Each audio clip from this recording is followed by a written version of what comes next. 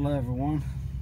I wanted to do a short video doing front struts on the front of my 2013 Patriot. This is your typical McPherson strut setup. Just kind of give you all a lowdown of what this normally would look like, so you know kind of how to do this if you ever decide you need to do something like this, save a little bit of money. It's actually a really fairly easy job if you get the whole strut assembly. Well, what do I mean by that? Well, let me show you.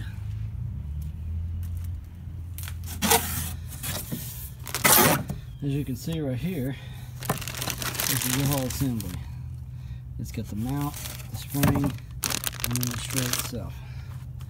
To give you an example, there's the old strut. As you can see, it's got the whole assembly there. Remove the whole strut. Here's an example of what it looks like when you've got it installed. Now there's a couple things you need to notice. So when removing it, first things first, get your jack stands, get your car lifted up off the ground, relieve the pressure off of the spindle on the front suspension, make your life a whole lot easier. Second thing, well, the next things, you got a bolt here on this particular one. Some applications will have what they call a sway bar link hooked up to the strut. This one actually has a bracket additionally for your brake line and then your ABS line. So what you need to remove is this bolt down here, this one right here, this one right here, and then that one right there. And if you go up top, there's 3 bolts right here, 1, 2, 3. So I'll tell you, and I'm going to show you on the other side in a second, loosen these, that way you give yourself playroom down here when it comes time to remove this. Now I'm going to tell you this, these bolts right here are threaded, so they thread into the spindle right here to hold them in place. So I can tell you this job would be a whole lot easier if you're like me and you have a impact gun. Obviously that's going to help a lot, but once you've taken these bolts loose, you'll need to take a hammer and hammer this out of there on both sides. And when you're going back in, you're going to want to hammer them back in as well. Line them up, get them really good.